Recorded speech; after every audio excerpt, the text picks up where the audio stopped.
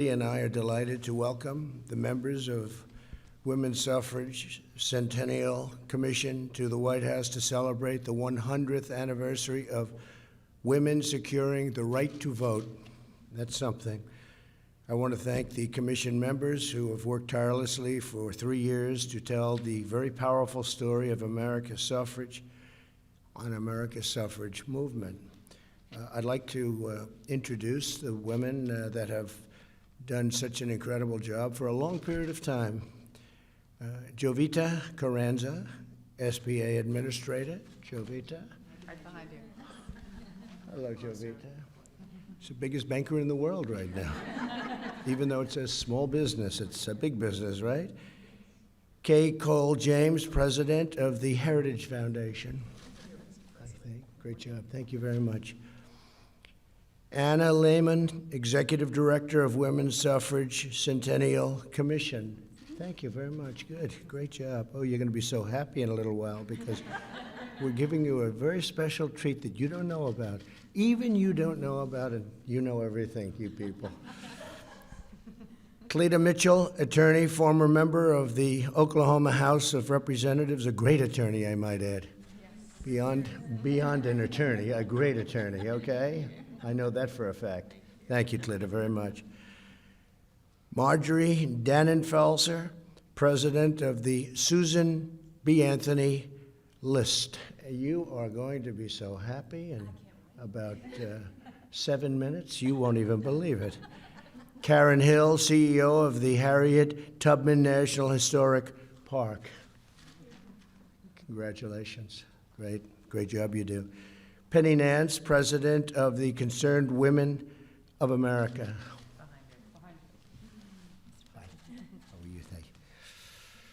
Heather Higgins, President of Independent Women's Voice. Thank you, sir. Hi, Heather. Thank you. Congratulations. Deborah Steidel-Wall, Deputy Archivist of the United States. That sounds like a very big job. That's a lot of archives, isn't it? How many buildings does that take up, right? Great job. I hear you do a great job. Thank you very much.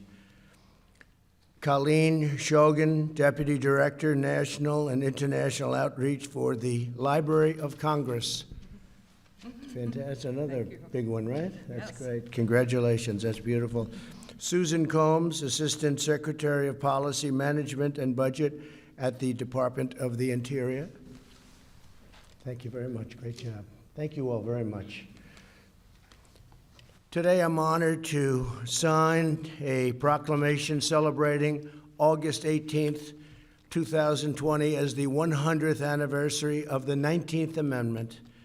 In the summer of 1848, Elizabeth Cady Stanton stood before the first ever Women's Rights Convention in Seneca Falls, New York, and declared that women should enjoy this fundamental civil right. What a job she did. 7 decades later, the suffrage movement succeeded. On this day in 1920, the United States ratified the 19th Amendment. It was a monumental victory for equality, for justice, and a monumental victory for America. Today, a record-breaking 131 women are serving in Congress. Nearly 70 million women vote in elections. 56% of our nation's college students are women. More than 11 million women own successful businesses. In other words, women dominate the United States. I think we can say that very strongly. Before the China virus set in, it struck our nation. Women had gained 4.3 million jobs, a record. The women's unemployment rate had plummeted to the lowest level in more than 65 years. And last year, over 70% of the new jobs went to women. And I will say we're coming back very strongly, and we're going to see those numbers again very soon. But the numbers that we have for unemployment and employment, frankly, we had 160 million people working. We've never even been close to that. And by next year, we'll be even higher than that number. Tremendous things are happening. As we fight to deliver a better future for all women and for all Americans, we remember the wonderful victory 1 century ago While I am president, America will always honor its heroes, and we will always celebrate the patriots who secured women's right to vote. So this is an incredible document that I'm signing, and I wanted to just add something because this was brought up a week ago, and I was so surprised that it was never done before. Because later today, I will be signing a full and complete pardon for Susan B. Anthony. She was never pardoned. Did you know that? She was never pardoned. What took so long? And you know that she got a pardon for a lot of other women, and she didn't put her name on the list. So she was never pardoned. And we're for voting, that's right. That's right, she was guilty for voting. And we are going to be signing a full and complete pardon. That's fabulous. And I think that's really fantastic, right? She deserves it. So thank you all very much, and let us sign, and we'll do the other signing later on. It's being prepared right now, and I look forward to doing it. Thank you very much. Please.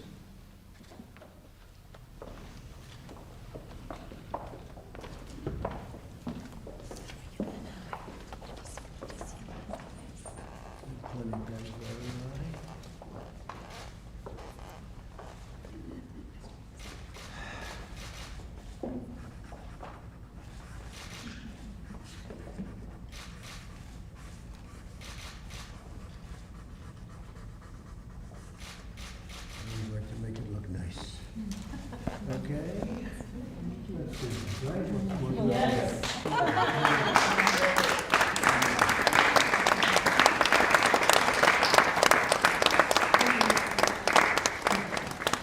So let's take these and hand these out, honey. Yeah. I can get it. Thank you. This is much better than signing one letter at a time. Do you ever see what those signatures look like? They're not good. They're not good. So thank you all very much. And who would like to have the privilege of delivering this? Who would like to have this? I think so. Yes, I think so. I think so. Congratulations. Thank you. That's good.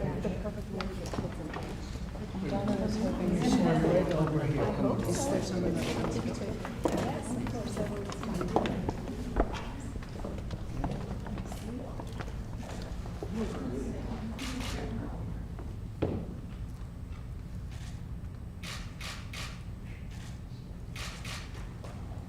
picture, 100 years. Yes. Would anybody like to ask any questions of the commission? They've done a fantastic job. If you have any questions, please, this is your shot. This is your time. I have a question. Mr. Trump, Mr. President, you spoke about the suburban housewife and what you described as her support for you. I'm wondering if you can tell me what you think. What is a suburban housewife? And does the suburban housewife support the president? Well, I'm Penny Nance. I run Concerned Women for America in my day job. And we actually are doing She Prays, She Votes events in 10 states, doing virtual events for women being held in small women-owned businesses like clothing stores, manufacturing plants, any number. Susan B. Anthony was pro-life, and so are we. Women are concerned about their schools reopening, they're concerned about their businesses, and what better man to restart the economy than the one who did it the first time? Thank you. We did do it once, and we're doing it again, and the number looks like beyond a V. It looks like a super V based on the kind of numbers we're coming out. I guess you're seeing that they were saying that's not possible, and now they're saying it's a super V, and that's what we're having. Any other questions, please, for the commission? Mr. President, could I ask about Saturday, the House vote on the Postal Service bill? Is that something that you will be? Well, we'll talk about that later. I mean, we'll talk about that. The Democrats want to make it a political issue. It's not a political issue. It's really about a correct vote. You have to get voting right. You can't have millions and millions of ballots sent all over the place, sent to people that are dead, sent to dogs, cats, sent everywhere. This is a serious situation. This isn't games, and you have to get it right. I just want to get it right. Win, lose, or draw. I think we're going to win. Win, lose, or draw. We have to get it right. So are they getting it right with their bill? Well, they're going to do something in Congress, but everything they do is political. As an example, why don't they do it now instead of on Monday? They picked a day, actually. They picked another day on Monday, as you know. Well, that's when the Republican convention starts. Why don't they do it during the Democrat convention? Because everything they do, Nancy and Chuck, they play games. How's it working out? I think this is the White House, isn't it? How's it working out for them? Not so good. So I will tell you, it's disgraceful. It's disgraceful. We have to have honest voting. That's what this is all about here. It's honest voting. You can't take millions of ballots, send them haphazardly all over the country or all over a state, and expect to come out properly. And if you look at the last 10 elections where they did this universal, and by the way, absentee is great. It's been working for a long time, like in Florida. Absentee, you request, and it comes in, and then you send it back. Absentee is great, but universal is going to be a disaster, the likes of which our country has never seen. It'll end up being a rigged election, or they will never come out with an outcome. They'll have to do it again. And nobody wants that, and I don't want that. Go ahead, please, let's talk about this subject, however. Although, indirectly, we're probably talking about the same subject, wouldn't you say, Cleta? Yes. Cleta's an expert on this. I've never even asked. He's one of the great attorneys in Washington. Do you have an opinion on it? And if it's not my opinion, please don't say it. Come on up here. And I must say, it's very interesting. Well, I do have an opinion. The president is right. One of the things that the Democrats and their allies in the media and the left have been trying to do for a long time is to have universal mail voting, where election officials send ballots to everybody on the registration list. Well, we all know there have been multiple studies, the Pew study, millions of people are on the rolls who are no longer living there, they're dead, they're non-citizens. Don't forget, when you go to the DMV or social services, they ask you, they're supposed to, by law, they have to ask you to register to vote, whether you're eligible or not. All of those registrations are dumped into the system, and so there are duplicates. I am chairman of a public interest legal foundation. We're devoted to election integrity.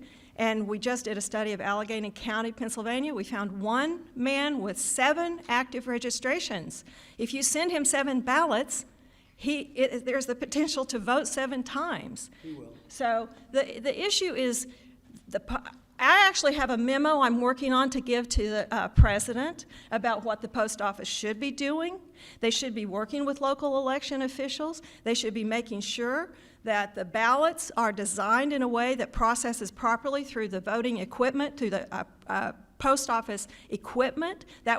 If everybody is focused on this situation with somehow the Postal Service, the president is somehow trying to do something to the Postal Service, I defy anyone in this room to be able to name all of us can name multiple times when we've sent a letter across town and it either didn't get there or came back 3 months later undeliverable to a correct address. So we know that the president is not responsible for the problems of the post office, but there are things the Postal Service should do in conjunction with election officials, and they should do those now and make sure that the systems are in place to properly process the ballots that are sent by mail. But the problem is that we are facing hundreds of lawsuits that have been filed by the Democrats and leftist organizations to force states to not have polling places. I personally believe that it's still, we should have election day, we shouldn't have election 3 months, and for sure we ought to be able to know by election night who won. So, Mr. President, you're 100% right, and there are a lot of us who are standing behind you and want to help. Thank you, and give me that letter if you could. Oh, do you have it? If you No, have not it, yet. No, if you have it, from you, I'll take it. She's really one of the great lawyers. Thank you very much, and I'll wait for it. I like it. Can I add to the question Yes, before about please. women? There are a lot of issues where what the president is doing, talking about public safety, which is increasingly a concern for women as they see what is going on, but also policies that he's taken. So the president has done extraordinary things on healthcare. His executive order requiring price transparency, that is an issue that is 88% popular across the country, across party affiliations, across ideologies, across demographics. Among women who are 40 and under, it's a 98% approval issue. Without this president being reelected, that executive order goes away because Congress hasn't yet made it into a law. because it goes into effect in January of 2021. So this has historically been the number one, if not the top 3 issues in the country. And this is the only person who's going to bring price transparency, which can bring down healthcare costs by 40%, revealing what the true prices are of your hospital or your insurance before you have to pay for it, so you can shop, or other people will shop, and that will drive down prices. Enormous issue for this cohort. So women care about a lot of things. So nice that you say that, because they don't speak about it, but transparency is a very controversial issue because doctors don't like it, and frankly, hospitals don't. The good doctors love it, and the good hospitals love it. But Doctors and patients love it, hospitals, insurers, PBMs, which are the wholesalers that control the pharmacies. that's right. And pharma, they all have lobbyists all over Washington trying to stop what the president is doing. I've had many people that are really expert at it. They say it's a bigger issue than healthcare itself. It'll save so much money, and it's the full deal. I signed it. It's done. It goes into effect on January 1st. And you're right. If the Democrats get in, they'll probably try and end it.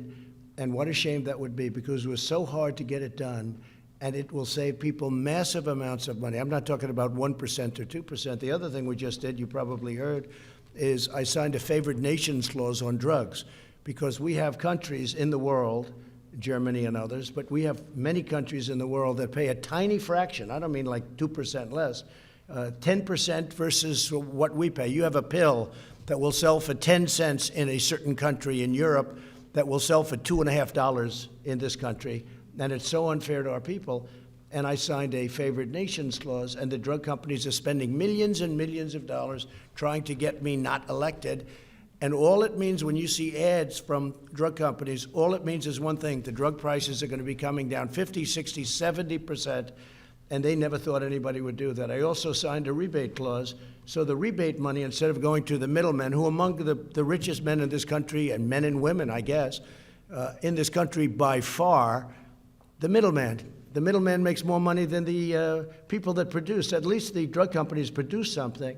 But I signed where the rebate goes to the people.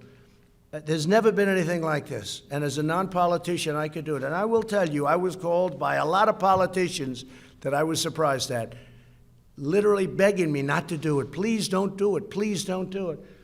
And because, you know, the Big Pharma is by far the number one lobbyist paying group in the country, and people are loyal to Big Pharma, and I'm all for Big Pharma, but this is a tremendous, this will be a tremendous drop. So between transparency and what I just did with respect to favored nations, that means if Germany pays 10 cents and we're paying $2.50, we go down to 10 cents.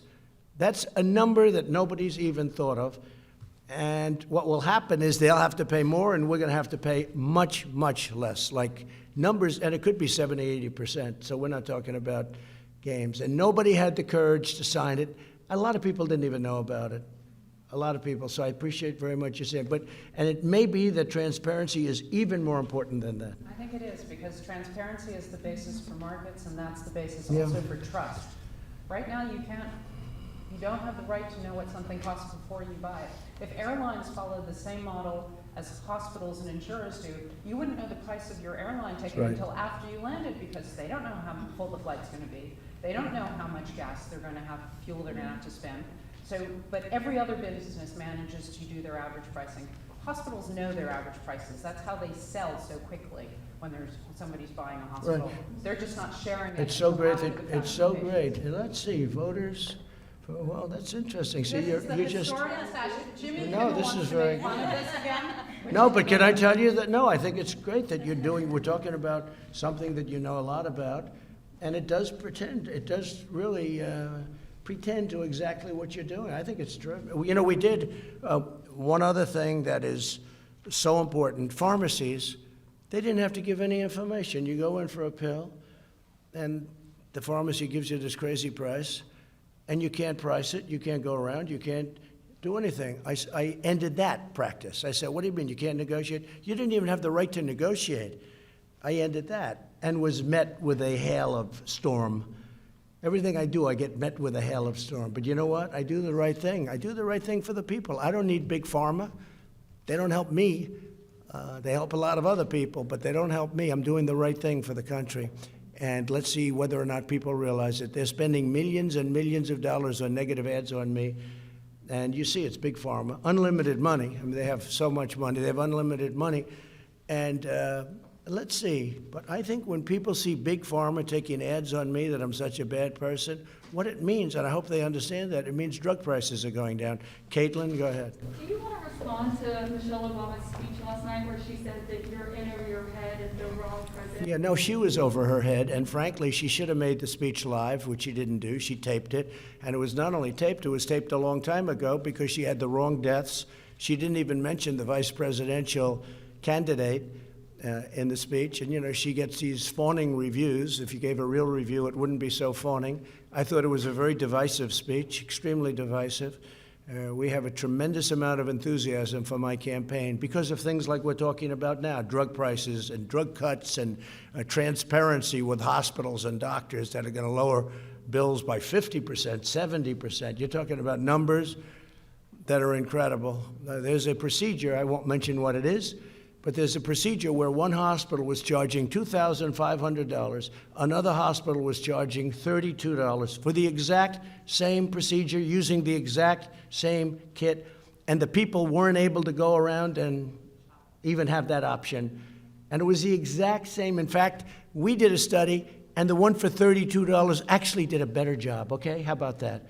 $2,500, $32, and the cheap one did a better job using the exact same stuff. So that's what we're talking about. We're talking about numbers that are incredible. No, I thought her speech was very divisive. And frankly, I wouldn't even be here if it weren't for Barack Obama. See, we're standing in the White House. I wouldn't be in the White House except for Barack Obama because they did a bad job, Biden and Obama. And if they did a good job, I wouldn't be here. I'd be building buildings someplace and having a good time. You compared your response to coronavirus to their response to the H1N1? Well, they got very bad reviews. If you look at the Gallup poll did a review of them. Now, you have to understand, that was a far lesser vicious disease. It was not the same, in the same ballpark. But, I know, it's also a much lesser disease. But they got very bad reviews. Gallup gave very bad reviews. And by the way, Gallup, at that same time, gave us very, very good reviews for the job we've done.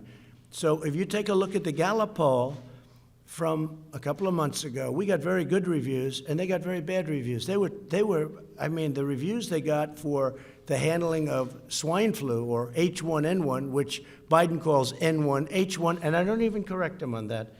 I don't even correct him. I said, that's a mistake you can make, but that's what he calls it. He's got it a little mixed up, but that's all right. Take a look at the Gallup poll, and there were others too. They got horrible marks, and that disease is a much lesser problem. Okay. Mr. President, do you support protesters in Belarus, and do you have a message? Do I support protesters and terrorists? Belarus. Oh, I thought you said protesters and terrorists. And do you have a message for Moscow regarding potential military Yeah, intervention you have in to Belarus? understand me. I like seeing democracy. Democracy is a very important word. It doesn't seem like it's too much democracy there in Belarus, but we are speaking to lots of people, and we'll be speaking at the appropriate time to Russia, and we'll be speaking to other people that are involved, but it's certainly a very big march, and it seems to be a very peaceful march, unlike some of the so-called peaceful protests that we have where they burn down stores, okay? Peaceful protests, those are not peaceful. Those are anarchists going over to Portland and other places. These are anarchists, agitators. These are very bad people. But it seems to be very peaceful, and it's a peaceful protest, and I support democracy. Okay, any other question? Mr. President, we're here with female supporters. When you Well, not supporters. These are just people that are outstanding people. Some support me. This is a bipartisan. Some, that's right. This is very bipartisan. Some were appointed by people that I don't get along with so well. Okay? I won't say who, because I happen to like you all. I happen to like you all, so what can I do? The question is, when you speak to the suburban housewives of America, what do you view as the suburban woman voter? Is the suburban woman voter a suburban housewife, or is there more? It's a very fair question, a great question, actually. Look, I view it very strongly that the suburban voter, the suburban housewife, women and men living in the suburbs. They want security and they want safety. They don't want to have a lifetime of working hard and buying a house. And by the way, 30% of the people living in suburbia are minority groups. African American, Hispanic American, Asian American, they're minority groups. They don't want to have their American dream fulfilled and then have a low-income housing project built right next to their house or in the neighborhood. They don't want it. That's not part of the deal. And I terminated that. And I think that the suburban housewife, as you say, and I think that women and men living in the suburbs who fulfilled their American dream, or at least got a big part of it, they now live in a safe, beautiful area. They don't want to have people coming in and forcing low-income housing down their throats. And you know what? People can say I'm a bad person for doing that, or they can say I'm a good person. But I think that suburban women very much appreciate what I did. I terminated it. This has been a hot issue before President Obama, but he took it to a new level, and Biden is going to take it to yet another level. In fact, they say that Cory Booker, there's another beauty, that Cory Booker is involved. And if Cory Booker's involved, nothing good is going to happen. It's very unfair to suburbia. Men, women, husbands, housewives, whatever you want to say, it's very unfair. And I think it's a very important issue, and I think they respect very much what I did, and nobody else would have